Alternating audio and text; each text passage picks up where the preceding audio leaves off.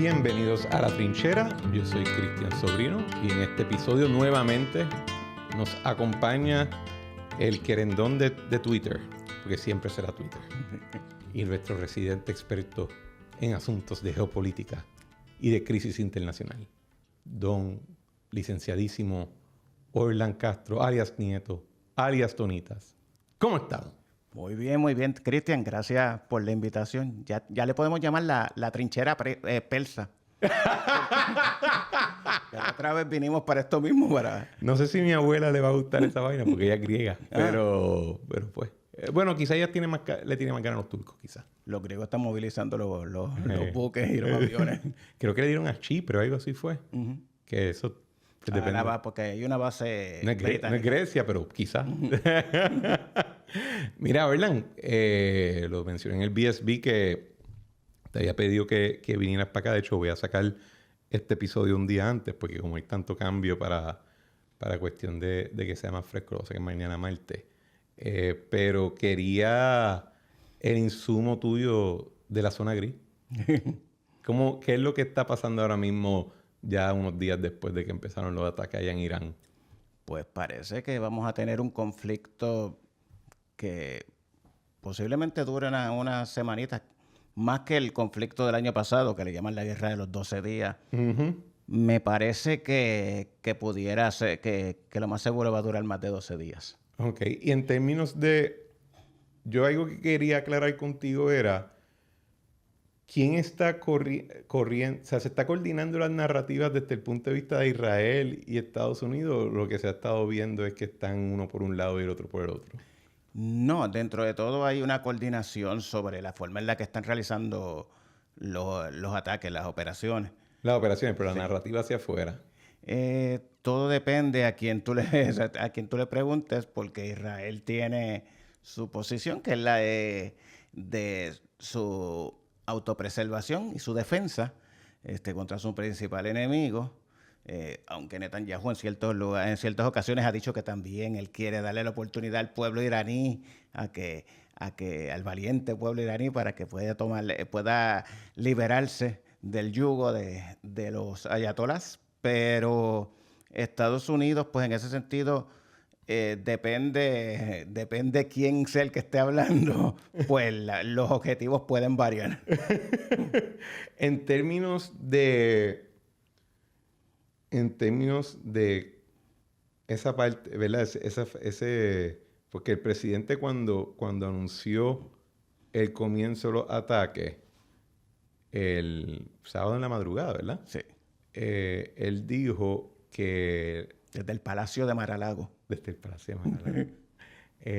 Estaría cool que en el testamento le deje Mar-a-Lago al gobierno federal como Camp David, pero Mar-a-Lago.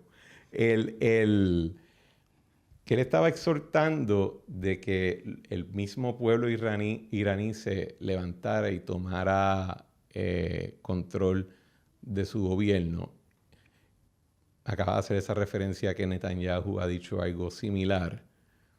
Yo tiendo a ser bien escéptico de la capacidad de cualquier pueblo a simplemente espontáneamente formar un gobierno y tomar control, especialmente porque especialmente cuando ha sido sujeto a opresión o a un régimen de autoridad violenta que nunca ha demostrado reserva en imponerse por la fuerza, y este gobierno hace unos meses se limpió a 30,000, 40,000 personas, de las que sepamos, ¿verdad?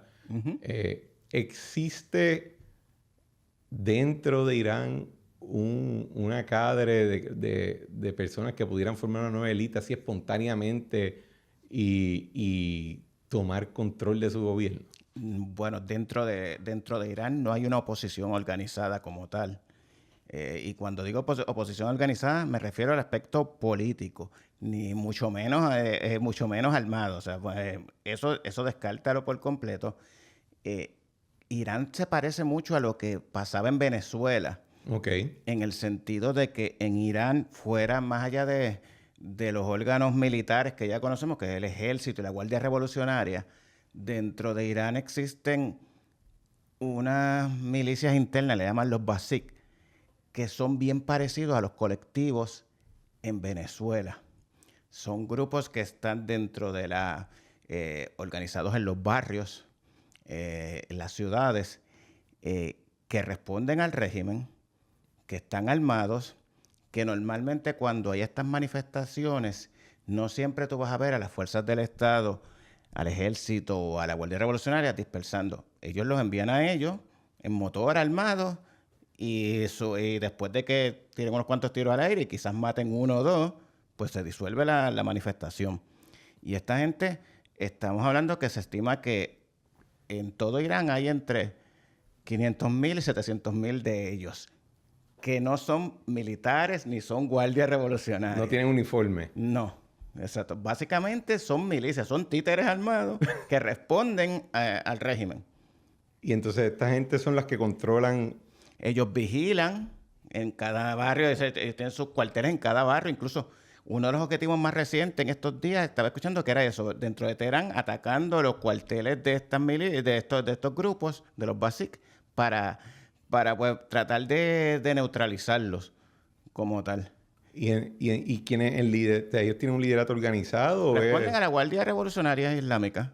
¿Alguien envió un mensaje por el Telegram y ya? Básicamente, o sea, ellos están bastante organizados en ese sentido. Irán, la gente no puede, ellos llevan ya 47 años de este régimen y desde un principio, cuando el régimen se crea la Guardia Revolucionaria Islámica, que lo hablamos la otra vez, cuyo único propósito es un ejército, un cuerpo militar paralelo al ejército y a las Fuerzas Armadas regulares, cuyo único propósito no es ni defender la frontera, no es ni nada, es proteger y preservar la revolución. Y ellos creen, o sea, la Guardia Revolucionaria Islámica respondía directamente al ayatolá, al líder supremo. Y su nombre son los guardianes de la revolución. Cuando hablan de los guardianes de la revolución, es la Guardia Revolucionaria Islámica. Y ellos tienen sus propias fuerzas armadas, su propio ejército, su propia marina, por llamarle así. Y ellos son los que controlan el sistema de los misiles balísticos, son ellos, no es el ejército como tal. Y ellos fueron creados a propósito, fue creada para que sirviera de un contrapeso al ejército, para evitar que el ejército le diera un golpe de estado al ayatolá, porque recordemos que el ejército, cuando sucede la Revolución Islámica, era el ejército imperial, o sea que respondía al Shah. Exacto. Y en términos de, si adentro no existe esa posición, en el externo existe. Más allá del él es el nieto o el hijo de... El hijo del Shah. Del Shah. Él realmente es una figura que está dando vueltas por ahí buscando, como decimos aquí en Puerto Rico, velando la guira, a ver si aparece una oportunidad. Y dice, yo estoy disponible, pero dentro de Irán, él es bien popular en la diáspora iraní, pero dentro de Irán no es muy popular que digamos, por dos razones, porque el pueblo iraní es bien joven, así que la mayoría de ellos no recuerdan, no tienen conocimiento de la época del Shah. Y segundo, porque los más adultos pues recuerdan que la época del Shah tampoco era peaches and cream, sino que había mucha represión. Había una policía secreta que se encargaba de mantener a raya cualquier tipo de insurrección. Y aunque sí habían comparado, digamos, con el régimen actual, pues sí, había mucho más, se velaba mucho más por los derechos de la mujer y ciertos derechos civiles, derechos humanos, por decirlo así, pero también había mucha represión y tampoco no era una democracia, o sea, un régimen totalitario, lo único que bajó al servicio del Shah pero la única razón es que como era favorable a Occidente, a Estados Unidos, al Reino Unido, pues no había problema. Y en términos de las fotos que a veces te enseñan que en esta protesta alguien sacó una pintura, ¿es más porque era un símbolo o...? Porque dentro de Irán en todo momento va a haber algún tipo de... Tú tienes que encontrar a alguien que trate de crear una coerción y unificar dentro de las protestas. Y pues lo pueden utilizar a él de ejemplo. Pero, por ejemplo, la realidad es que dentro de Irán no es tampoco tan favorable como para pensar de que él pudiera ejercer el gobierno como tal. O liderar una transición como tal. Porque realmente él no está ahí desde hace más, lleva más de casi 50 años fuera fuera de ellos. O sea, Fue de chamaco. Exacto. Y no es como que, a diferencia de otros países que tú dices, estás en el exilio y puedes ir, viajar y regresar. Él no podía regresar a Irán para nada y el que salía de Irán no regresa a Irán nuevamente. Sí, que no es como, por ejemplo, comparando con Venezuela, que quizás es la comparativa forzada. María Corina Machado, pues estaba en Venezuela. Exacto. O sea, físicamente, era política hasta que la empezaron a descualificar. Había gente en Venezuela. Aquí, Exacto. por lo que yo entiendo, no hay ningún tipo de espacio para eso. No. Y el otro grupo el otro grupo organizado de oposición en el exilio es lo que es algo que le llaman el MEC, es el nombre, las siglas en persa, pero realmente es la organización de los mujahidines de Irán. Esa frase no es muy... No, es que es un grupo que está... ellos supuestamente ellos crearon el concilio de la diáspora en Irán, de Irán, en Francia y en Europa, pero esto es un grupo que es marxista e islamista. Una combinación de... E incluso para Europa hasta el 2015 creo que fue, era un grupo terrorista y para Estados Unidos también estaba considerado como un grupo terrorista como hasta el 2012 por ahí. Esto no suena alentador. No. O sea que tampoco es un grupo, y ese grupo pues no, un poco dentro de Irán no tiene mucha cabida porque incluso en la guerra de Irán e Irak en los 80, ellos apoyaron a Irak. Ok, así que no creo. Y esa guerra fue... O sea, yo creo esa guerra fue cuando nosotros éramos o bien chiquitos o mucha gente no había nacido de la audiencia. Acabó en el 89. Exacto. Del 82 al 89. Pero yo tenía 5 años cuando acabó. Pero fue una guerra sumamente destructiva. Sí. Murieron fracatán de personas, ¿verdad? Así que no me puedo imaginar que alguien que estuvo del lado de Irak ahí va a tener mucha acogida. Y aparte, entonces, ok, pues tenemos al... Menos cuando Hussein gaseó parte a los kurdos iraníes. Eso es lo próximo que te iba a preguntar. En términos de cómo se compone... O sea, si ustedes buscan un mapa, Irán es inmenso. Pero no es homogéneo, ¿verdad? ¿Cuáles son los grupos internos? El 61% por ahí son los persas, que son la gran mayoría. Pero tienes entonces, por ejemplo, los azeríes de Azerbaiyán, que colinda con ellos. Los azeríes son el segundo grupo étnico más grande y ronda alrededor de los 18-19%. De hecho, el ayatollah que falleció, Ali Khamenei, es azerí, no es persa. Ok. Exacto. Y porque él viene de la segunda ciudad más grande de Irán, que es una ciudad donde la mayoría son de ascendencia azerí. Luego de eso vienen los kurdos, que hay como un 10% de los kurdos, que los kurdos casi siempre están en el área del norte y sus regiones como que autónomas, como casi todas las regiones de los kurdos en todos sus países, en Irak, en Siria, en Irán, ellos tienen su área que es como autónoma.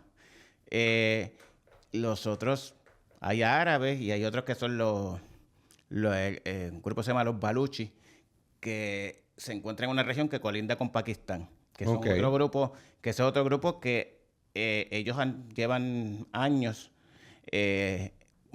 preparando ataques terroristas porque tienen la lucha armada para separar su región tanto de Irán como de Pakistán. Ellos quieren como que unificar el pedazo de ellos que tienen en Pakistán con el pedazo que tienen en Irán y crear su propio país. Así que sí hay grupos independentistas. Sí, y sea así. Ok, y esos grupos, o sea, hay un escenario donde se cae el régimen, pero lo que lo sustituye es que pedazos se separan y pues quizás queda la parte algo me recuerda, por ejemplo, lo que pasó Libia. con...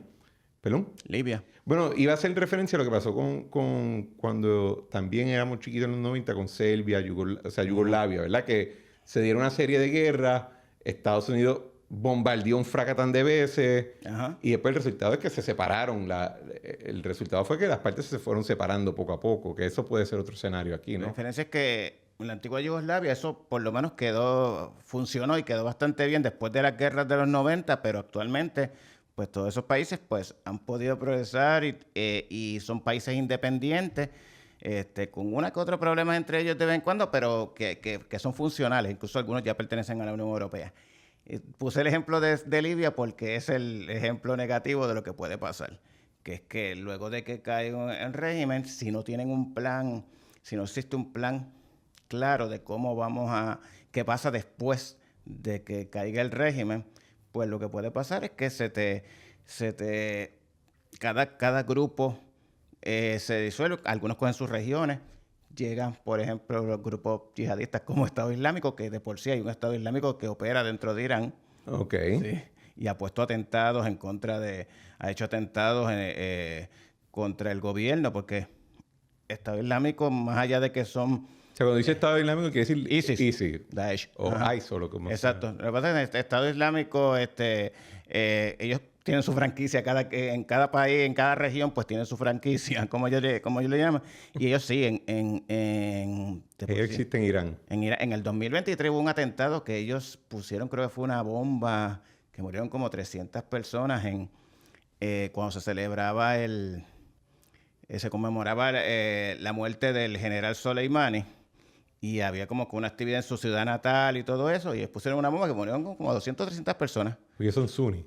Exacto. Y pues ellos consideran para ISIS, los musulmanes chiitas son peor que los cristianos o que los judíos. Porque son más herejes aún. Son anatemas, ¿verdad? Exacto. Porque, o sea, conociste el Islam verdadero y como quiera te fuiste por tu cuenta y creaste una herejía. Y para ellos los chiitas son más herejes incluso que los cristianos o los judíos. Sí, no, porque yo me imagino que dicen, no, los cristianos y los judíos son telcos. Estos son malos. Exacto. Exacto. Diablo. Y eso es internamente. Ok. En la región, ¿qué se ha visto hasta ahora? La realidad es que la realidad es que la mayoría de los países de la región, ellos tampoco favorecen una caída drástica del régimen, porque eso lo que implica es precisamente caos, refugiados, porque como pasó en Siria, cada vez que hay una guerra civil, o como pasó en Libia, cuando no hay este tipo de orden y que se crea este caos, lo que surge es una guerra civil y surgen estos grupos yihadistas extremistas, y esto automáticamente lo que dispara son los refugiados, gente huyendo y llegando a otros países. Sí, porque Siria, ¿cuánto tiempo estuvo cuando empieza la guerra civil fue 2011-2012. Y no se vino a resolver hasta que el año pasado. Uh-huh. Y se resolvió entre comillas, ¿verdad? Exacto. Y todavía en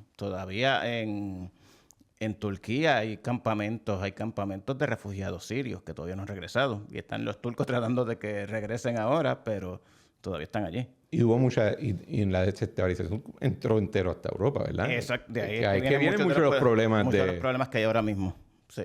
Y entonces, por ejemplo, hay Irán, aparte de Hezbollah y los piratas estos, los hutíes, hay otras potencias en la región que se consideran aliados o amigables. Ellos tienen otro grupo que son en Irak, que es un país que también tiene una gran población chiita. Ellos tienen allí milicias, que así, no tienen un nombre específico, son milicias chiitas que responden a Irán, porque Irán los ha financiado y los ha armado. Cada vez que hay estas situaciones que de momento lanzan cohetes para alguna base de Estados Unidos en el norte de Irak, en la parte de donde están los kurdos, como la base del Bil y todo eso, son las milicias chiitas. ¿Y están en Irak? Sí. ¿Y los chinos y los rusos? Bien, gracias. No han hecho... Es que no va a pasar nada. O sea, realmente... Pero, por ejemplo, yo entiendo que Irán le suplía un fracatán de petróleo a China. Uh-huh.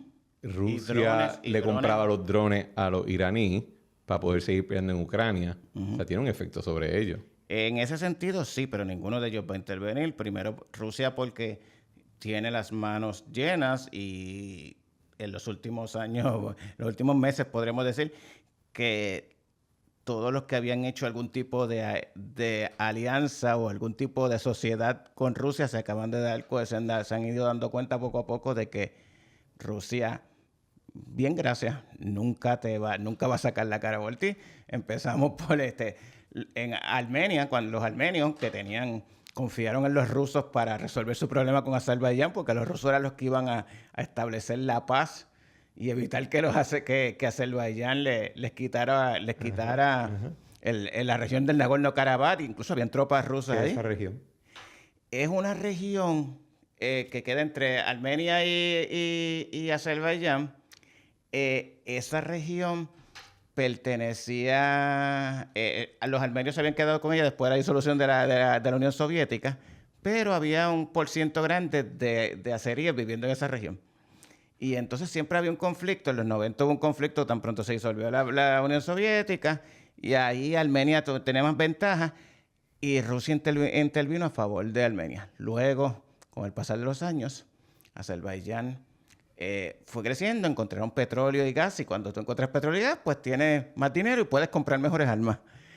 Mientras que los armenios no tenían nada, siempre se quedaron confiando en que Rusia los apoyaba, pero llegó un momento en el que Rusia funcionaba como un tipo de árbitro, porque como eran ex repúblicas soviéticas, pero luego de que Rusia se metió en la aventura en Ucrania, pues ya no tenía como que muchos recursos ni soldados. Ya habían dejado apenas 200 soldados allí en la región como si fuera un cuerpo de paz para evitar que ellos pelearan. Casco azules, pero casco rojo. Rojo, exacto. Y parece que un día los azeríes, que son aliados de los turcos, Erdogan levantó el teléfono y le dijo, métete ahí, no me pasa nada. ¿Y Erdogan? ¿Qué pinta en esto? Fíjate, la única base de Estados Porque Unidos... a mí me extraña que todo el mundo habla siempre de, no, que es Israel, Irán, Arabia Saudita. Y yo, yo me siento que en muchos de estos temas conozco lo suficiente para decir, mira, eso parece interesante, pero no lo suficiente para explicar por qué. Y últimamente yo encuentro que la influencia turca es más profunda y es más crítica de lo que, por ejemplo, en CNN o en Fox o lo que sea, me van a explicar. Sí. Y yo creo que el reflejo más claro de esto fue en Siria. Sí, sí, exacto. La caída el presidente actual de Siria, digo, por decir presidente o jefe de gobierno, jefe de Estado de Siria actualmente, que era este yihadista que había pertenecido a Al-Qaeda y por muchos años perteneció a Al-Qaeda y luego hizo un rebranding y pues se hizo más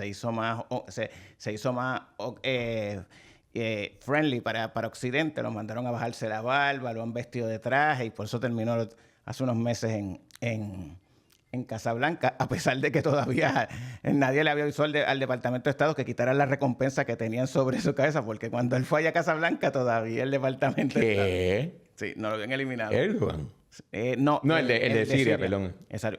Pero quien lo empujó a él, que lo asesoró y quien logró que los armó y los preparó para tumbar el régimen de Siria fue Erdogan. Que siempre que tú escuchas a la gente hablando, no, esos fueron los americanos. No fueron los americanos. Fue Erdogan. Es Turquía, realmente sí. Y quien tiene la mayor influencia sobre él es Erdogan. Exacto, los turcos. Vamos a coger una pausa comercial y cuando regresemos vamos a profundizar un poquito más este tema porque tengo el presentimiento de que no vamos a escuchar mucho de Turquía y me interesaría... Tenemos cosas que discutir. Regresamos ahora. Señores, este año empieza donde el lujo se siente diferente. Empieza en San Juan Lincoln en la avenida Kennedy. Allí descubrirán la presencia imponente de la Navigator, la elegancia dinámica de la Aviator, la sofisticación refinada de la Corsair y el diseño moderno de la Nautilus. Dar el paso al lujo exquisito que ofrece San Juan Lincoln es más fácil ahora. Puedes adquirir tu Lincoln con un porcentaje de interés de 2.99% APR. Visita San Juan Lincoln en la avenida Kennedy en San Juan y explora lo que una SUV de lujo debe ser. Su equipo está listo para ofrecerles una experiencia inigualable. Para más información u orientación, llamen al 787-331-0000 5023. 787-331-5023. San Juan Lincoln es auspiciador de este programa. Ok, ¿por qué estábamos hablando antes de la pausa que la mano de Turquía ha estado en muchos de los asuntos regionales recientemente, pero yo encuentro que es subdiscutido, subcubierto en términos de las noticias, etcétera? ¿Tengo un like correcto o Sí. qué es la relación entre Irán y Turquía? No tanto con Irán como tal, pero Turquía, como mencionas, Turquía siempre tiene relación en toda la región. Por el contrario, al Turquía haber ayudado a derrocar al régimen de Al-Assad en Siria, eso lo convierte en un adversario de Irán, porque Al-Assad era aliado de Irán. Una de las razones por las que Al-Assad no fue derrocado antes, durante la guerra civil siria, como para el 2014-2015, en parte fue por la ayuda que le brindó Rusia con la ayuda aérea, con su fuerza aérea, pero también en parte por las milicias de Hezbollah que envió Irán y por los mismos oficiales de la Guardia Revolucionaria que estaban allí coordinando y preparando y adiestrando y trabajando con el ejército sirio. Ok, y ahora, ¿qué ellos pintan en esto? Quizás. Pues ahora no pinta nada porque realmente ya no hay presencia de Hezbollah ni nada de Irán en Siria, porque bajo este nuevo gobierno responde a Turquía como tal. Ok. Y si vamos a decir pasa algo en Irán que hay más que un cambio de régimen, hay un colapso de régimen y no se para nadie para coger los topos. ¿Quién serían las fuerzas regionales que estarían más involucradas ahí probablemente? Arabia Saudita, pero también Turquía podría tener mucha influencia. ¿A través de quién? Lo que sucede es que Turquía tiene muy buena relación con Qatar. Ok. Que Qatar queda justo al frente de... Es como Cataño y el viejo San Juan. Queda prácticamente al frente de Irán. Incluso hay una parte de los campos de gas que quedan en el océano que la dividen mitad y mitad. Una mitad le pertenece a Irán y otra mitad a Qatar. ¿Qué sucede? Qatar es un país muy rico, pero muy pequeño. Incluso, y la relación de Turquía con Qatar viene de allá para el 2019, si no me equivoco. 19. El 2019 hubo un encontronazo entre Qatar y el resto de las monarquías del Golfo Pérsico, las monarquías árabes. Sobre todo porque a Arabia Saudita, al príncipe Mohammed bin Salman, no le gustaba el hecho de que Qatar, siendo tan pequeño, Qatar no se supeditaba, no se sometía a como hacen los demás países de la región. Arabia Saudita se supone que es el hermano mayor. Ok. Y Qatar es bien independiente. El capo de Tuticapi allí. Exacto. Además de que ya todas las monarquías de la región y todos los países árabes de la región tenían problemas con Qatar por Al Jazeera. Porque cuando... Al Jazeera es de Qatar, ¿no? Sí, Al Jazeera pertenece... O sea, Al Jazeera es la ironía es que, si no me equivoco, Al Jazeera está prohibido en la región, pero tiene afiliada en Europa y en Estados Unidos. Exactamente. La mayoría de los países árabes, Egipto, Arabia Saudita, Kuwait, tienen que, pues, si quieren ver Al Jazeera, tiene que ser por satélite o con VPN o algo así. ¿Qué sucede? Que cuando pasaron las primaveras árabes... Al Jazeera la celebraba. Exacto. Y con todos sus programas, con sus noticieros y con todos sus expertos, fomentaban este tipo de manifestaciones y de revoluciones dentro de los países árabes, y pues eso no le gustó a la mayoría de todos. Era como que, papo, ¿qué está pasando? O sea, tú me tienes... Eso era lo que le decían al emir de Qatar. Tú me tienes tu gente ahí agitando y promoviendo y modificando un cambio de régimen, Y entonces vienes acá y te reúnes con nosotros en el Consejo del Golfo y en la OPEC y como si nada. Y entonces, pues poco a poco vinieron habiendo estos problemas. Y la gota que colmó la copa es que Qatar consiguiera la Copa Mundial del 2022, Ajá. que Arabia Saudita la quería. Ahora va a tener la del 2032, si no me equivoco. Ok. Pero eso le molestó mucho a Arabia Saudita. Entonces, como Qatar era así bien atrevido, pues llegó un momento en el que todos los países del Golfo, las monarquías, le montaron un bloqueo. Y había un riesgo en el 2019 de que Arabia Saudita los iba a invadir. Porque realmente Qatar, si lo ves en el mapa, es pequeñito. O sea, es más pequeño que Puerto Rico. Es como una península. Y la única salida que tiene a tierra es Arabia Saudita. ¿Qué pasa? Que cuando eso sucede, Turquía se ofrece y abre una base militar dentro de Qatar, además de la base militar que tiene Estados Unidos allá, tiene la principal base aérea en la región del Medio Oriente, y con eso también evita como que todo este problema se quede más que simplemente en un bloqueo comercial y económico que al final salió ganando Qatar y tuvieron los países del Golfo tuvieron que tumbar el bloqueo porque al final estaban ellos perdiendo económicamente porque Qatar hizo alianzas con Turquía, pero también con Irán en aquel momento. Ok. Y entonces, más que nada con Irán para la parte económica, referente al gas y al petróleo, para maximizar las exportaciones y todo eso, y en la parte militar con Turquía. Y entonces, básicamente, la alianza que tiene Turquía con Qatar es Qatar pone el dinero Y y Turquía pone el mollero. Ujú. Ok. Sí. Qatar suele hacer mucho eso. También suelen hacerlo en países, en África hacen lo mismo. Reclutan mercenarios de África para que hagan los trabajos sucios por ellos. Eso es muy italiano, de Italia renacentista, Sí. esa estrategia. ¿Qué es el estrecho? De Hormuz. Ajá. Esa es... Porque, por ejemplo, hoy yo estaba escuchando Puestos para Mañana y escuché también, creo que era uno de los de la Asociación de Detallistas de Gasolina, lo que sea, pero estaban hablando de, no, ahora va a subir el precio. A Jonathan, obviamente Jonathan, cada vez que escucha una asociación hablando de precios, se pone comunista. Pero era porque creo que Irán había dicho, vamos a cerrar el estrecho. Exacto. ¿Por qué eso importa para la...?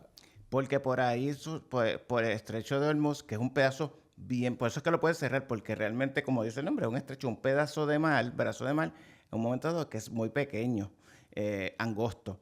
Y entonces creo que no más de 30 kilómetros, así que eso debe ser como 10 millas más o menos de ancho, algo así. Esto es un podcast... Yo soy estadista, así que yo pienso en el sistema inglés. Exacto. Imperial. No, cada vez que me hablan así del sistema métrico me pierdo. Eso es un chiste, señores. Sí. Sé que es como 32 kilómetros, que debe ser creo que como 9 o 10 millas, algo así de ancho. Por lo tanto, es relativamente fácil de tú trancarlo, que realmente trancarlo es poner minas o con que tú hundas 2 barcos ahí, ya lo trancaste. Nadie cruza. Y el problema es que... ¿Me dices cuántas millas, cuántos kilómetros? 32 kilómetros en la parte más angosta. Ok. Entonces, el problema es que ni siquiera tú tienes que trancarlo, porque con el mero hecho de las expectativas de que lo vas a trancar... 27. ¿27? Más o menos. Sí. Con la mera expectativa de que vas a trancar, a cerrarlo, es suficiente. Pues ya tienes una naviera que es Maersk, que es la segunda, creo que la segunda naviera más grande del mundo, ya dijo que no iba a moverse por ahí. Y tan pronto hay esas amenazas, lo que pasa es que las aseguradoras dicen, yo no te voy a asegurar ese barco. Y si no me aseguras el barco, pues nadie va a mover el petróleo. Claro.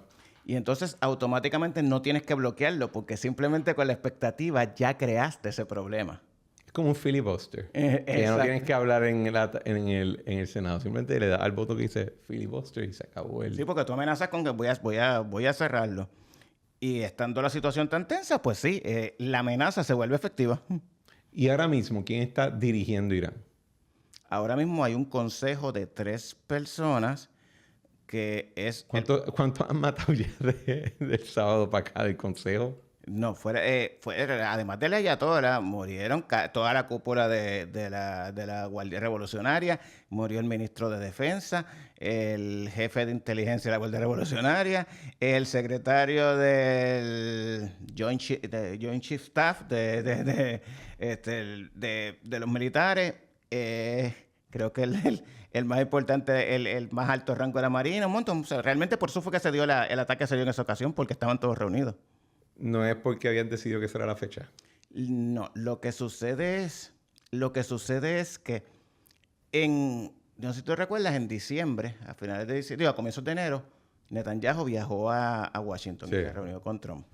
En aquel momento, él viajó para allá para tratar de convencerlo de que... dieran el mal. Exacto, porque para aquel momento se estaban dando todavía, estaban intensas las protestas en Irán, que luego fueron bajando, pero estaban intensas en aquel momento. No, fueron bajando, los mataron. Exacto, sí, llegó el momento que las dispersaste, los obligaste a dispersar. Sí. ¿Qué sucede? En aquella ocasión, lo que ha surgido de varios reportajes, varias notas periodísticas que más o menos van transmitiendo lo que estaba pasando en aquel momento, Netanyahu trató de convencerlo, Trump estaba todavía renuente. Y Tulsi Gabbard estaba hablando de Cucamona. Había pasado recién había pasado lo de Maduro. Y la realidad es que lo que Trump le preocupaba es que creo que en un momento dado él iba a ordenar hasta un bombardeo como el que había sucedido en el 2025, como aquella vez que envió... Y que fue la última vez que hablamos. Exacto. Pero luego lo canceló porque se dio cuenta de que no podía hacer el bombardeo, pero no tenía suficiente... en la región no tenía suficientes... Fuerza, exacto. Aviones, ni portaaviones, ni nada en ese momento. Y ahí es que empieza a mover, que poco a poco se va armando. Que, o sea, los iraníes debían suponer que algo venía, porque ya no era sorpresa que llevamos semanas en las que estaban no solamente los portaaviones, sino que se estaban movilizando equipos que llegaban a Europa y de Europa los iban moviendo al Medio Oriente. Así que yo no sé si los iraníes pensaban que esto era parte de la negociación de Trump, que sí, en parte. Él hace este show of force para negociar y tratar de llegar, porque estaban en una negociación de tres patas, de Israel, Estados Unidos e Irán, tratando de llegar a un acuerdo. Que al final, eso fue lo que se cayó, las negociaciones se cayeron. En esas negociaciones, Estados Unidos tenía 3 puntos principales, que eran 3 demandas principales. La primera era acabar con el programa nuclear completo. Incluso estaba dándole garantías de que Estados Unidos está dando la garantía de que yo te puedo suplir a ti o Europa o yo te puedo suplir el combustible nuclear que tú necesitas. Pero tú tienes que cerrar el programa y entregar el uranio que tengas enriquecido, almacenado. No, creo que llegó hasta un punto de decir, no pueden hacer ni isótopos para tratamiento médico, no puede hacer nada que tenga que ver con radiación. Exactamente. Básicamente llegaron a eso. Y ese punto no era necesariamente el más trancado. Yo creo que los iraníes incluso, si en una mesa de negociación, si se le podía poner ciertas garantías, ellos podían renunciar a eso. Ahora debe ser lo que ellos no pueden renunciar, que es la ficha del tranque. Lo otro era pues que tenían que... Básicamente la otra demanda era la exigencia de que ellos tenían que cortar toda la relación con todos esos grupos proxies en la región, lo que se llama el eje de la resistencia, Hezbollah, los hutíes, las milicias que estábamos hablando antes, precisamente para que, básicamente, caballo, tú eres un ente desestabilizador en la región. Por lo tanto, tú no puedes seguir financiándome a esta gente, porque primero, pues, no es ni siquiera el problema que tú causas dentro de esos mismos países. Tienes a los hutíes bloqueándome el Mar Rojo. Y, o sea, y afectando el comercio internacional y los buques y todo lo demás. Y tú no puedes mantener esto. Entonces, eso también es otro punto en el cual Irán, yo entiendo que ese era el punto más fácil para ellos renunciar. Porque de por sí ya poco a poco han ido perdiendo... Sí, con los vipers. Exactamente. Y Hezbollah ahora mismo está bastante inutilizado en el Líbano. Así que tampoco era algo que para ellos era mucho más fácil. El punto de tranque es el tercer reclamo, que es que tenían que terminar su programa de misiles balísticos. Y eso es algo que eso no era negociable para Irán. Básicamente eso es el equivalente de desarmarse. Exactamente.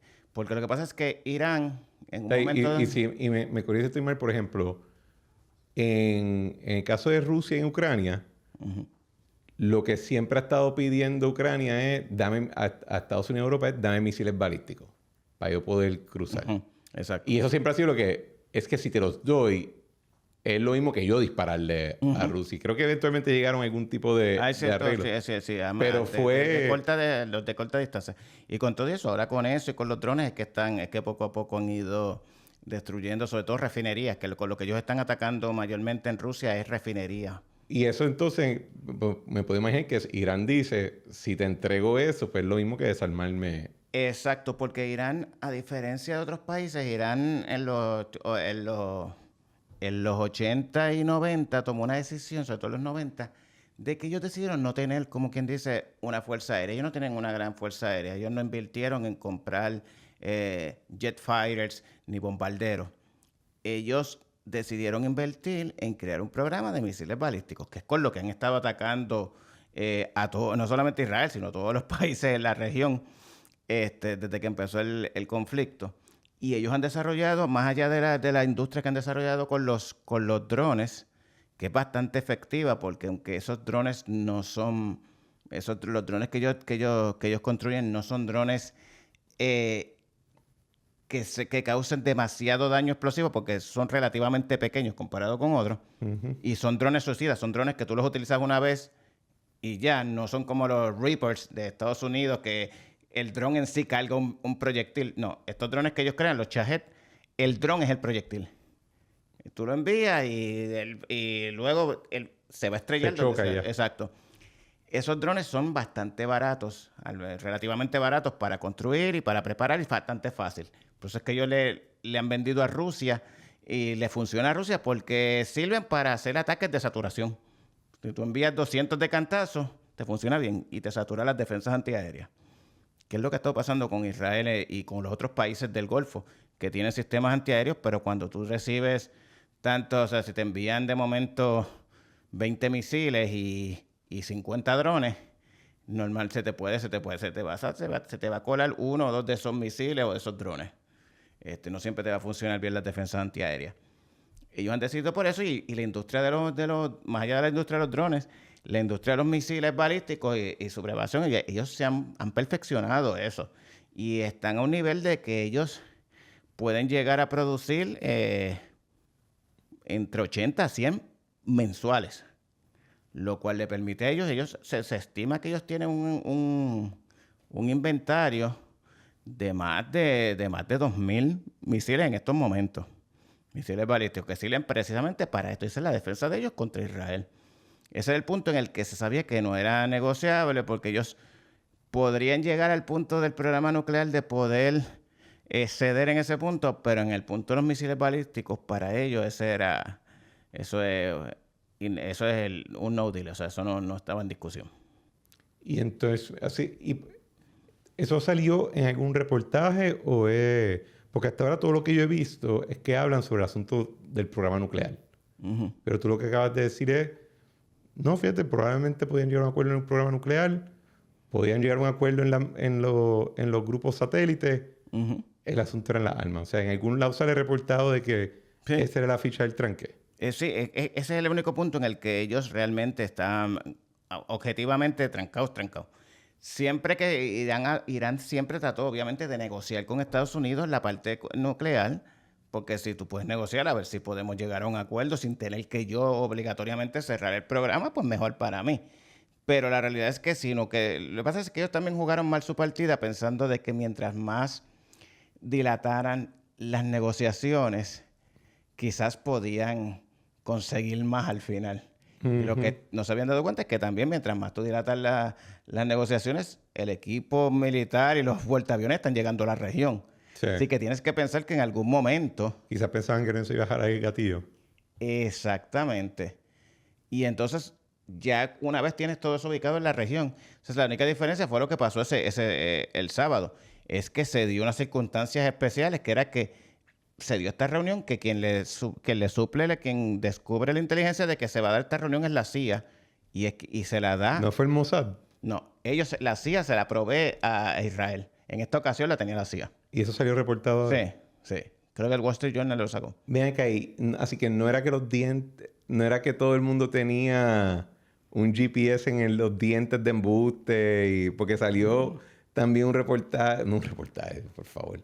En el Caucus Romero Barceló de la comunidad del PPP, alguien compartió un Twitter que decía que en efecto el Mossad había infiltrado los doctores en Irán y que básicamente cada vez que le hacían una colonoscopia, una endoscopia, le metían un GPS a alguien. No lo puedo descartar porque, o sea, no puedo descartar ese asunto. No he visto el tweet, pero tampoco lo he leído, pero tampoco puedo decirte que no, que eso no sería posible, porque la realidad es que hay una broma que incluso había visto en Twitter un tweet diciendo que con el nuevo consejo que hay de 3, dice, lo más seguro, cada uno de ellos es un agente del Mossad y no sabe que los otros dos lo son. Porque ellos, hay una entrevista bien que te da risa que le hicieron al expresidente iraní Mahmoud Ahmadinejad, que falleció en el Queen, donde están entrevistando. Él dice que ellos crearon un grupo dentro de la web para poder, dentro de ese grupo, monitorear y encontrar los espías del Mossad que había dentro de Irán. ¿Y el grupo eran espías del Mossad? El líder del grupo era un espía del Mossad. Y él lo dice así abiertamente. Esto es como tuviste The Departed. Ajá. Que todos terminan trabajando para Jack Nicholson. Lo que sucede es que muchas veces ellos, los israelíes, lo que logran, o sea, esto no es bueno, muchas veces no es ni siquiera bueno, es voluntario, o sea, no, tampoco pienses que es voluntario. Ellos logran infiltrar y llega un momento en el que pueden hackear los teléfonos, las computadoras de todos estos líderes y encuentran material comprometedor, diferentes formas de comprometerlo y obligarlo a actuar. Recordemos que esto es un régimen totalitario, teocrático, o sea que tampoco, o sea que si de momento le encuentran o te siembran unas fotos o unos videos de 2 hombres teniendo relaciones. Ve a ver a quién tú le vas a explicar que eso te lo hackearon los israelíes y te lo plantaron ahí. ¿Cómo tú lo vas a decir? Sí, ¿no? El compromat que tú le puedes poner a alguien en ese régimen, quizás en Occidente, pues... es algo que no te va a afectar, pero a ellos sí. Y me imagino que como en todo régimen, ahí hay peleas internas. Exacto. Rencilla. O sea que lo único que pues ellos se matan. Exactamente. Y entonces, pues de ahí es que viene la cosa. O sea, porque la gente piensa, ¿y cómo es que el Mossad los convence? No necesariamente los convencen. Los obligas. Los obligas. Y no es tan fácil como que tú puedes decir eso mismo. En Estados Unidos, que quizás tú puedes salir y decir, no, me hackearon. O esto que tiene de malo, esto no importa, soy gay, ¿qué pasa? En este país no puedes, o sea, realmente no puedes. Y tampoco te van a creer si tú dices, no, esto me lo plantaron, ajá. Sí. ¿Y cómo entraron a tu computadora para plantearte? Exactamente. Y ahí ya te... Exacto. Wow. Esto está bastante complicado. En términos de... ¿Tú crees que... La primera, esta es una pregunta en 2 partes. La primera es, en el BSB con Balbino, cuando estábamos hablando inicialmente de esto, y dije, lo que yo estoy pendiente es ver si la operación de Irán e Israel es exitosa, tanto desde el punto de vista militar, pero también desde el punto de vista político, de que en efecto tumban el régimen, entra otro que es más llevadero, y la velocidad. Yo creo que la velocidad es importante en términos de éxito. Si todavía están bombardeando en noviembre... No es que no van a poder llegar a noviembre. Hay unos reportes que... Trump habló de que esta operación podía tardar de 4 a 6 semanas.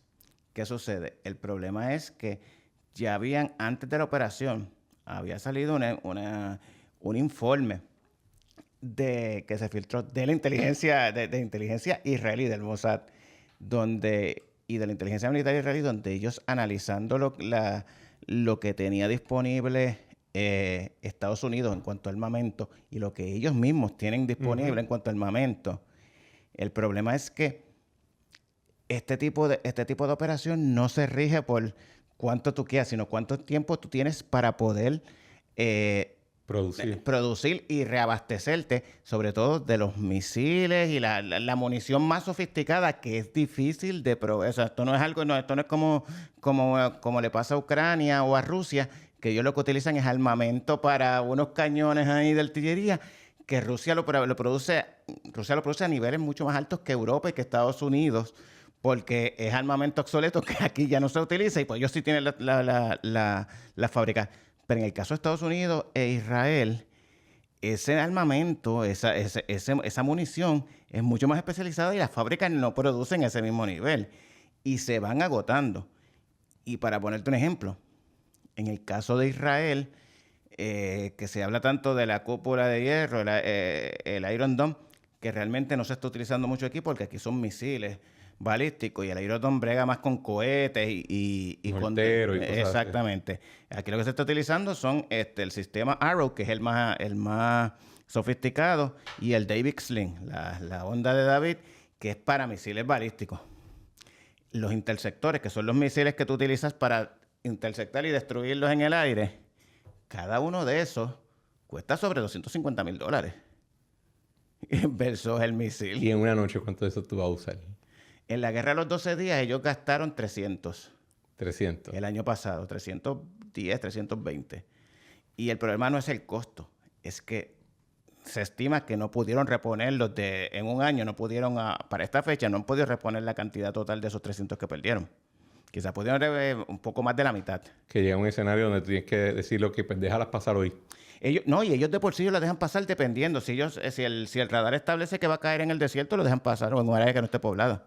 Ellos solamente interceptan cuando va a caer en un área poblada o en un área militar.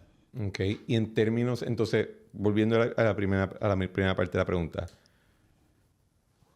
Por ejemplo, ¿tú estás optimista o pesimista de que van a poder lograr el objetivo político Estados Unidos e Israel, quiero decir?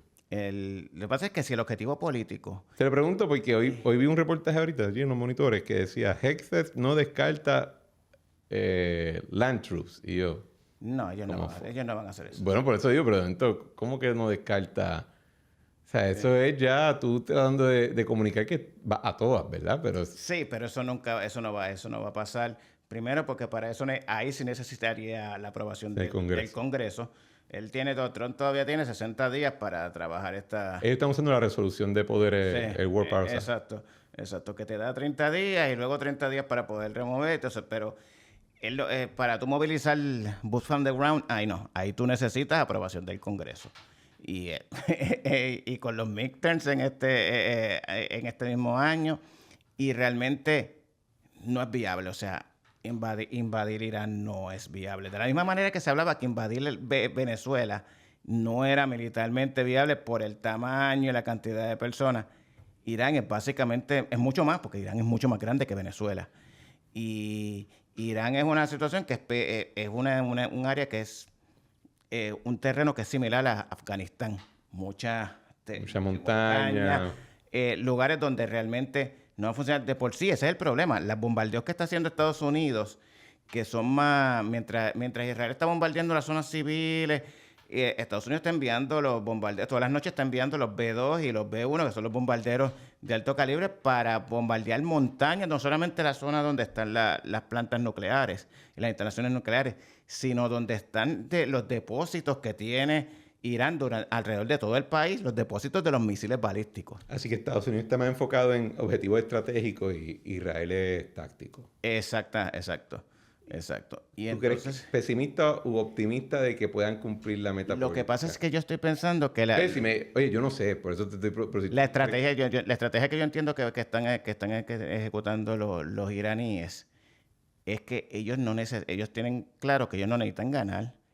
Ellos lo que necesitan es resistir. Mientras más se extienda la guerra, pasa una cosa, se van agotando las municiones y como hablamos, los interceptores, lo que permite proteger a Israel y a los otros países alrededor, porque acabo de ver un reportaje de que Emiratos Árabes Unidos y Kuwait se quejaron con Estados Unidos, le dijeron, si me siguen enviando misiles y drones, a mí me quedan material para resistir como una semana.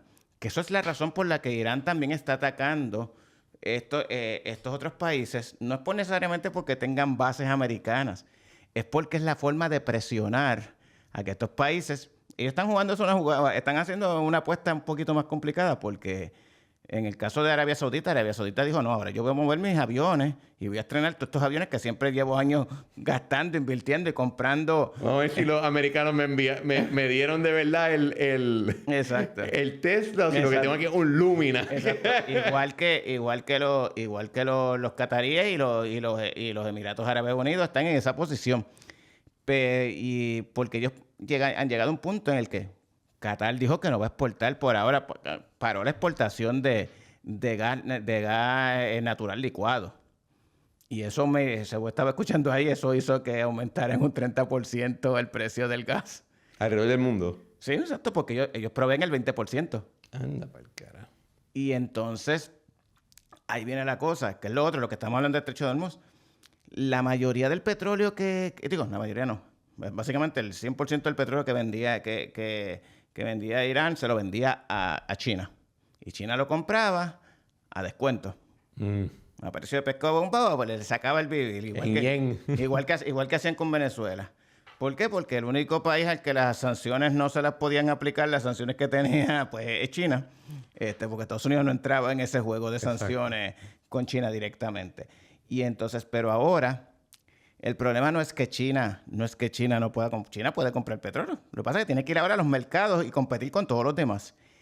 Y al haber mayor demanda, sube el precio. Va a subir el precio. De que viene la cosa y viene la inflación, que ese es el otro problema que pudiera enfrentar Trump, porque ya sea con el estrecho de Hormuz, o ahora también con el gas, con el problema del gas también, todo esto va a provocar, tarde o temprano, va a provocar inflación.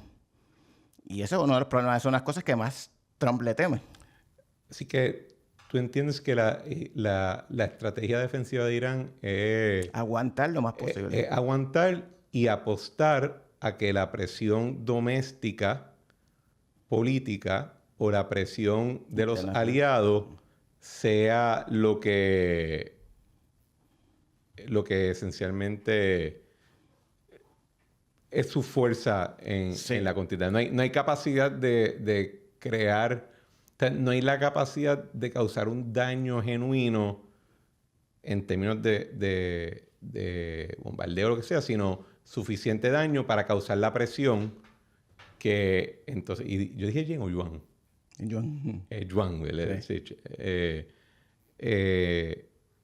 Entonces... Digo, y también hay unas teorías también que existen de que hay una estrategia ahora mismo de Irán porque los misiles que han estado utilizando, algunos analistas piensan que son los misiles más viejos que ellos tenían en stock. Y están reservando los nuevos para causar daño. Exacto. Porque hay varios analistas que dicen que son misiles que están utilizando, son de los viejos, que son de los que utilizan combustible líquido, porque hay unos que vienen ahora que es combustible sólido para los cohetes, y que ellos lo tienen, y se sabe que lo tienen. No se sabe, obviamente. Puede ser que muchas de esas reservas hayan sido destruidas con los bombardeos de Estados Unidos. Pero como se estima que ellos tenían más de 2,000 y pico de misiles, también es algo que es una jugada que algunos piensan que quizás ellos están utilizando estos misiles ahora y gastando los misiles y los drones que tienen ahora para luego hacer que Israel y que los demás países de la región agoten sus interceptores, evitar todo eso, y luego venir con el material, con el arsenal que tienen, que es más moderno y que puede causar más daño. No para ganar, ellos saben que ellos no van a ganar. O sea, es para causar suficiente daño que pueda entonces activar la presión política, que es lo que los puede llevar. Exactamente.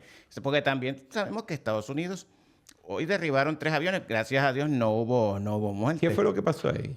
Bueno, la versión oficial es que fue un accidente de friendly fire de los sistemas Patriot, los Patriot no, porque los Patriot son ofensivos, los TAP de Kuwait, que son sistemas de defensa antiaérea. En teoría, algunos de esos sistemas sí funcionan, y entonces lo que había eran aviones F-15 que de Estados Unidos que no son los más modernos, porque por ejemplo un F-35 eso no le sucede, porque cuando se comunican los radares, eso los neutraliza, y el radar, pues el radar de la batería de misiles identifica que fue un amigo, pero puede pasar, sobre todo si estás recibiendo mucho ataque, te están entrando muchos drones y misiles, y el que lo está manejando no tiene tanta experiencia, pues puede pasar. El punto es que pasaron con 3. Eso es lo que... Eso es lo que causa la sospecha. la sospecha. El punto es que debe ser eso porque, hablando claro, Irán no tiene equipo que pueda... Si hubiera sido en territorio iraní, pues yo te puedo decir que quizás fueron los iraníes. Pero fue en Kuwait. O sea, Irán no tiene la mayoría del material para poder causar ese daño. Y no han reclamado. Lo más importante es que ellos tampoco se han adjudicado que lo derribaron. ¿Y qué fue lo que pasó? Que los otros días salió una noticia que decía que murieron 3 y creo que se hirieron 5. Eso fue en una base de Estados Unidos en Irak. Un ataque balístico. Sí, exacto. Sí. Y ahora creo que también pasó otra cosa. Vamos a coger una breve pausa comercial y cuando regresemos voy para la segunda parte de la pregunta de qué significa entonces, pero si logran el objetivo político, rápido. Uh-huh. Regresamos ahora. Este episodio de La Trinchera es presentado por La Tigre. Sabemos que los códigos de vestimenta en los espacios profesionales se han puesto algo casual, pero no podemos olvidar que una imagen bien curada puede aportar a nuestro progreso profesional. Detrás de La Tigre se encuentra un selecto grupo de expertos en moda y estilo personal que te ayudarán a elaborar una imagen que cuente tu historia de éxito. Con opciones de ropa a la medida y al detalle de origen italiano para él y colecciones de Europa para ella, La Tigre es moda para una nueva generación que aprecia el valor que una imagen de progreso puede aportar a nuestras vidas. En mi caso, para mí siempre ha sido importante portar piezas a la medida de La Tigre, dadas mis comparecencias públicas y en los medios. Y ustedes que me han visto en los periódicos o en televisión, saben muy bien que mis chaquetas, mis camisas, mis pantalones y mis corbatas de La Tigre me hacen lucir muy monarca. Visiten la boutique de La Tigre, ubicada en Ciudadela, en Santurce, o síganlos en Instagram en Shop La Tigre. La Tigre es un estilo en función de progreso y auspiciador de este programa. Estamos de vuelta. Ok, Orlan, en mis alocuciones con Balbino en el último BSB, yo dije, ¿qué pasa? También me puse a pensar, ¿qué significa o qué pasa si en efecto Estados Unidos es exitoso políticamente de una manera relativamente rápida y que no involucre un costo colateral o un costo en términos de fuerzas tácticas significativo? Que hay un costo, pero es dentro de todo manejable o aceptable. Y yo le decía a Balbino que si tú demuestras que Estados Unidos, básicamente en un arranque de 3 meses o 6 meses, se limpia Venezuela o al régimen Venezuela, se limpia Irán, Dios sabe qué pasa en Cuba, Rusia no puede cerrar el deal con Ucrania, China se puede defender, pero, ¿verdad? Ahorita tú dijiste, no pueden meterse en el asunto tampoco. Ellos no entran, o sea, no es que no pueden, es que ellos no creen en intervenir en nada que no sea de ellos. Pero aunque no crean, vamos a decir que de momento dicen, espera, estaríamos cambiando paradigma y de momento quizás estamos viviendo un mundo de verdad unipolar. En el sentido de que solamente hay una fuerza que puede desplegarse, que se pueda defender, que puede desplegar, que tiene poder militar, pero que tiene también poder económico, que no está sujeto a controles externos, solamente los internos. Y de momento estamos en un mundo que depende esencialmente de la autoestima del elector promedio americano y de sus políticos. Sí. ¿Tú crees que ese es el panorama o hay algo que se me queda? Bueno, de hecho, hay una teoría y muchos piensan que las movidas que se han dado, que se acaban de mencionar, todas tienen un objetivo final que es la de alienar o aislar un poco a China y limitar sus recursos, el acceso a sus recursos que ellos pudieran tener, por ejemplo, al eliminar las fuentes que recibían el petróleo que recibían de parte de Venezuela primero, que ya no lo reciben, al limitar también el petróleo que reciben de Irán, ya estás limitándoles a ellos entre un 15 y un 20% del petróleo que ellos reciben. Al mismo tiempo los estás haciendo mucho más dependientes de Rusia, algo que China, a pesar de todo, ha tratado de evitar. Toda su existencia. Exacto. Rusia ya es dependiente de China, precisamente por las circunstancias de la guerra, las sanciones y todo lo demás. Que de hecho, Rusia es el único que está gozando con lo que está pasando, porque el petróleo. Y a Rusia ahora le conviene también, a Rusia le conviene muy bien lo que está pasando con Irán, porque ese petróleo se lo van a comprar a ellos. A ellos, porque de por sí ya están los oleoductos y están los gasoductos también. El hecho de que ahora mismo Qatar dijo que por ahora tiene que aguantar el gas licuado, porque precisamente es por esa situación de no cruzar el estrecho de Hormuz. Pues entonces, ¿quién le va a suplir? Pues obviamente el que le va a suplir es Rusia, que ahora mismo está necesitado. Y con todo eso, Rusia le vende a China a precio de descuento, porque no tiene más opción. Pero en la medida en que le pueda vender más, pues siempre a ellos le beneficia. Sí está siendo afectado porque ya nadie le cree que tú eres que es un buen socio o un buen aliado. Pero también ha pasado lo mismo con China, porque ha salido debilitado porque ya la mayoría de los países que tenían algún tipo de relación con ellos, con China, sabe que puede contar con ellos en el aspecto económico, pero más nada. Más nada. Y a pesar de todo esto, también el gran perdedor aquí son los BRICS. Ya nadie puede hablar de que los BRICS van a tumbar al dólar. Eso que llevan años diciendo, esta es la alianza comercial, esta es la alianza económica. Nada, o sea. Los BRICS era Brasil, Rusia, India, China y Sudáfrica. Allá. Sí. Que siempre se hablaba, ¿no? Y que se va a crear una moneda alterna al dólar y un sistema alterno al dólar. Nada de eso, realmente eso. Nada de eso va a seguir, va a funcionar. La realidad es que todos estos eventos, hay una teoría de que todo esto ha sido creado de esa manera para obligar, en cierta manera, limitar los recursos de China y de esa manera, porque si hay algo que tienen los chinos es que los chinos son bien precavidos y son bien comedidos. Y cuando ellos van a ejercer, si ellos fueran a ejercer, siempre se habla de que China tarde o temprano va a tomar Taiwán, pero muchos analistas te dicen, y sobre todo analistas de origen chino, que conocen el pensamiento chino y el pensamiento de Xi Jinping, te dicen que realmente ellos no arriesgan, a menos que estén 100% seguros o 99% seguros de cuál va a ser el resultado.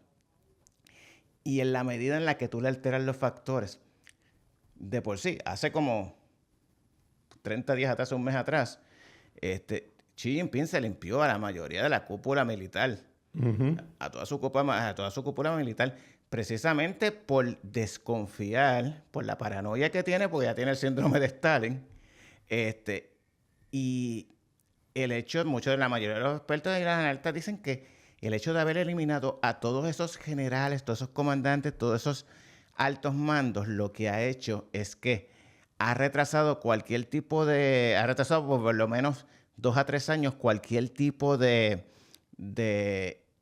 estrategia o plan estratégico para tomar Taiwán. Porque realmente él lo que ha ido poco a poco, no son estos últimos, sino que por los últimos años ha ido purgando las Fuerzas Armadas, y lo que ha hecho es que las personas que están dejando, los militares que están asumiendo las posiciones de liderazgo, son militares que no tienen la experiencia realmente, son demasiado jóvenes, pues también busca que relativamente jóvenes, tampoco que son veinteañeros, pero relativamente jóvenes. Sí, joven en este escenario que es 40. Exacto, 40, 50 años, que comparados con los líderes que estaban antes, no tienen la experiencia, porque Xi Jinping pues él valora más la lealtad que como tal la experiencia. El último que se limpiaron, que era el militar de más alto rango. Después de él, el comandante jefe Xi Jinping, el otro él se limpió al próximo, al próximo en rango, que realmente es militar, porque Xi Jinping no es militar, el militar de más alto rango. Y lo hizo realmente porque él entendía Dice la mayoría de los analistas entienden que aunque lo están acusando de corrupción, no es corrupción. Cuando en China te acusan de corrupción, esa es la excusa que dan para poder procesarte. Es como cuando en Irán te encuentran el video. Exactamente. Es porque se dice que ya él había desarrollado ciertas unidades en diferentes áreas en diferentes regiones de China que no respondían al partido, sino que respondían a él en su carácter personal. Y entonces, o sea que la teoría, y cuando digo la teoría, quiere decir, o sea, esto se estaba discutiendo hace unos meses. Cuando digo meses, quiero decir diciembre, enero, especialmente después de lo de Maduro en Venezuela, de que Trump estaba dividiéndose el mundo con Putin y con Xi Jinping en esferas de influencia y toda esta cuestión. Nada de lo que ha pasado de allá para acá te indica algún tipo de negociación No. de esa índole, porque si fuera así, esto no está ocurriendo ahora. No, realmente no, porque esta movida perjudica completamente a China. O sea, si estuviera negociando, ninguna de estas movidas, ni la de Venezuela, ni la de Irán, es favorable a China. Por el contrario, es perjudicial a China. En el caso, pues, de Rusia, pues, como te dije, por las circunstancias, por lo que puede suceder, que al final termina Rusia siendo el suplidor de lo que suplía Irán a China, pues le beneficia en ese sentido, pero en lo demás no. O sea, en lo demás no. Realmente porque acaba de perder aunque el régimen se mantenga con la destrucción que ha habido, acaba de perder a su principal suplidor de drones. Aunque hay fábricas de drones iraníes establecidos en Rusia, pero como quiera. Y más allá de eso, la imagen de Rusia ha quedado afectada en ese sentido porque una de las principales, algo que por lo que Putin se llevaba años trabajando, era tratando de proyectarse como un líder mundial que podía mediar, que podía estar presente en ciertos lugares, que se le había dejado el espacio para volver a hacer para proyectarse con lo que era anteriormente la Unión Soviética. Y lo vimos en Siria, lo vimos en varios conflictos donde Putin buscaba mediar. Todo eso lo ha perdido con la guerra de Ucrania, porque ha tenido que los recursos, la aventura militar que él esperaba que iban a hacer una bobería, que iba a ser 10 a 15 días y tomamos todo esto, que ya vamos por 4 años, lo ha ido mermando completamente. Y en la medida en que lo ha hecho más dependiente de China, también lo ha debilitado. Así que hay una posibilidad de verdad que se dé un mundo unipolar, no como el de los 90, que en los 90 había gente que todavía podía pelear para atrás. Aquí estamos viendo un escenario donde nadie... O sea, el único límite es la autoestima del votante americano, la deferencia que le tenga el político americano y la capacidad de manufacturar misiles. Básicamente en teoría sí, porque la capacidad de proyección de Estados Unidos... Así que no estoy tan loco, dice. No, la capacidad... ¿Qué es lo que sucede? O sea, quizás en unos cuantos años China ha tratado después de mandar a construir más portaaviones, porque la forma en la que tú puedes proyectar tu poder fuera, lo que le llaman en las aguas profundas, que quiere decir fuera de tus costas, es a través de los portaaviones, que es lo que hace Estados Unidos. Y submarinos, me imagino. Exactamente, también los submarinos, pero más que nada el portaaviones, porque el portaaviones pues viene incluido con un grupo, con un submarino, dos destroyers. Got it. El carrier group. 60 aviones, y cada uno de esos destroyers tienen misiles Tomahawk. Pues en este caso aquí tenemos dos portaaviones, dos grupos de portaaviones en la región. Uno en el Mar Arábigo y el otro en el Mediterráneo, frente a las costas de Israel. Que ahí que no está el Gerald Ford ahora mismo. Y precisamente están ubicados ahí precisamente para establecer, como digo yo, dar support, porque realmente esta campaña quien está llevando la mayor parte, aunque en Estados Unidos lo están proyectando como que realmente quien está llevando la mayor parte es Israel. Estados Unidos está haciendo sus ataques específicos a ciertos blancos específicos, pero Israel es quien está cargando la mayor parte de los ataques. Estados Unidos lo que le ha brindado es más la logística, el support, porque ellos movilizaron, parte de la movilización es alrededor de 15 de los aviones cisterna que sirven precisamente para que los jet fighters de Israel puedan entrar y salir y seguir haciendo misiones. Cisterna de combustible. De combustible, sí, exacto. Así que, entonces, Más la inteligencia y los radares, que eso es la otra cosa que ellos brindan. ¿cómo esto pudiera salirle mal a Estados Unidos e Israel?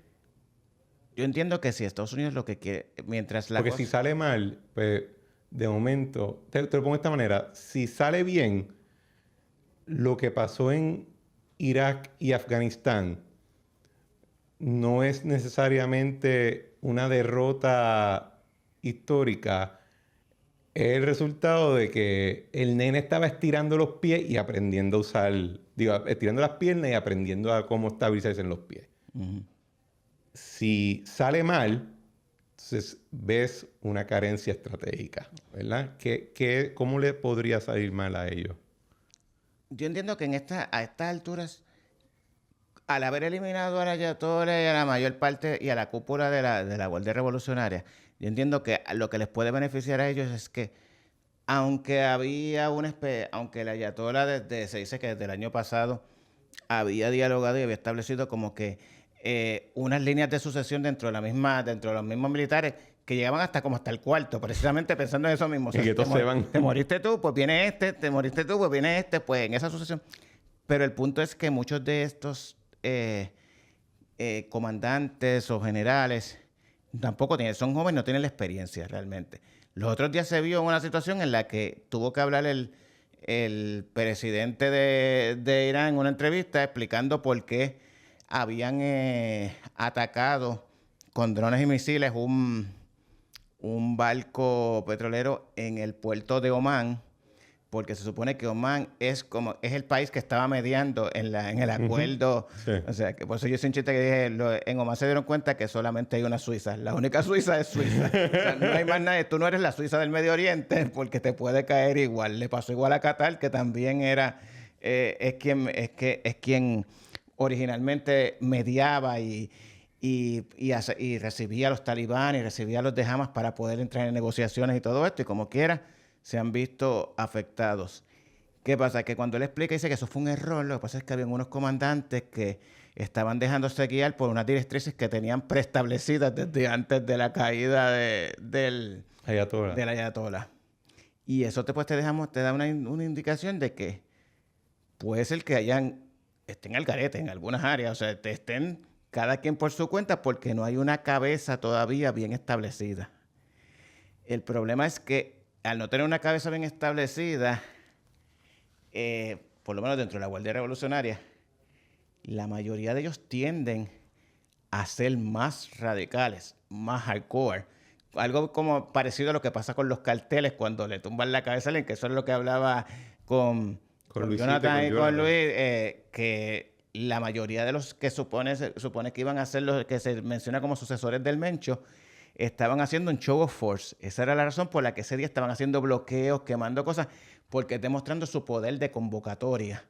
Y sí, eso es como ¿tú viste la película de Mel Gibson, The Patriot? Ajá. Que hay una escena que él está hablando con Cornwallis y Cornwallis dice, tú no puedes matar a los tenientes y a los líderes en el campo de batalla porque esencialmente todo lo que tenemos aquí son un chorro de loco. Exacto. Si tú le quitas el comando, van a ser un chorro de loco haciendo lo que era. Exacto. O sea, no es lo que dice en la película, pero ese es el argumento que le adelanta, ¿verdad? Pues por eso mismo hay que tener cuidado con lo que están liberando. Exacto. Porque no es... Estados Unidos puede ser que esté contando con que haya un quiebre dentro de las filas internas de la Guardia Revolucionaria. Eso no es bien difícil que suceda. Puede haber un quiebre dentro de las Fuerzas Armadas, del ejército regular, que siempre es más propenso no es más propenso, es menos aferrado a la revolución. Uh-huh.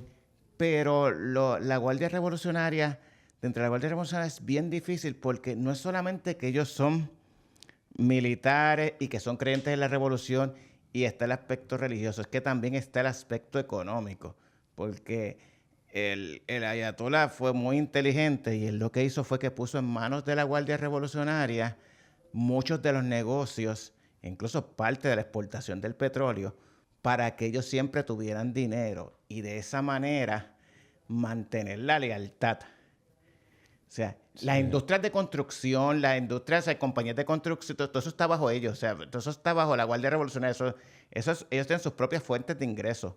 Más allá de eso, entonces, para sus altos militares y todo eso. Por lo tanto, creo que había una estadística que hablaba que el 25% de la economía la corren ellos. O sea, yo sí pienso que sí. Aunque sea exitoso en el término de que tumba el régimen, es rápido, no hay mucho... la área de lo que sería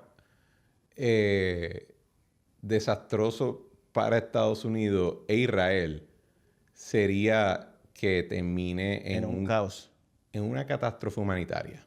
Pero algo bien. Un escenario similar al de Libia o al de porque lo que pasa es que yo creo que Libia y Siria, que tenían ese nivel de catástrofe humanitaria, pues podías no cubrirlo. Creo que sería difícil no cubrirlo en Irán. Porque lo provocaste. Y por la persona que lo provocó, que es Trump. Sí, porque Libia y Siria es bajo Obama. Exacto. No, y incluso en el caso de Libia, aunque realmente fue bajo Obama, pero fue la OTAN. Y realmente quien instigó la mayoría en el caso de Libia fue Francia, fue quien empujó mayormente. Lo que pasa es que Obama pues se montó en la aventura. Sí, a mí me encanta como los europeos siempre se zafan de ahí. Es como que tú ves a veces la guerra en África y dices como que tu caballo, esa fuiste tú. Exactamente, o sea, a los franceses los han sacado, o sea, básicamente todas sus colonias... Vietnam fue Francia, o sea, al principio. Sí. Exacto. Última pregunta, y con esto te dejo ir y te agradezco un montón esto porque creo que la audiencia va a apreciar que hay que las diferentes fichas en el tablero que no son tan visibles, ¿verdad? En la discusión de las noticias como tal. La última pregunta es, ¿India y Pakistán pintan algo en este revolú más allá de lo que me comentaste, que hay una región que se ve que le gustaría independizarse de parte de Pakistán? Pakistán está en guerra con los talibanes desde la semana pasada. Sí, pero ¿tienen algún...? India tradicionalmente apoya a Israel. Pakistán no es que apoye directamente a Irán. Son colindantes. Incluso llegó un momento dado donde hace como 2 años atrás Irán y Pakistán se estuvieron lanzando cohetes y hubo bombardeos pakistaníes en territorio iraní. Pakistán realmente con quien más tiene más, digamos, se asocia más o con quien tiene mayor afinidad es con Arabia Saudita. Y con las monarquías del Golfo. Pero musulmanes al fin, o sea, no simpatizan Pakistán no simpatiza con Israel. Aunque se supone que Estados Unidos, que son aliados de Estados Unidos. Incluso el primer ministro de Pakistán es uno de los que ha propuesto que le dieran el Nobel de la Paz a Trump públicamente. Así que ironía. Así que en ese sentido, por eso es que alguien dijo, los talibanes supuestamente habían ofrecido a Estados Unidos que utilizaran la base vieja que tenían allí para bombardear Irán, buscando apoyo de Estados Unidos contra Pakistán, y eso nunca va a pasar. Estoy leyendo un libro que se llama Legalizing the Revolution, que tiene que ver con el ordenamiento constitucional de India cuando se independiza.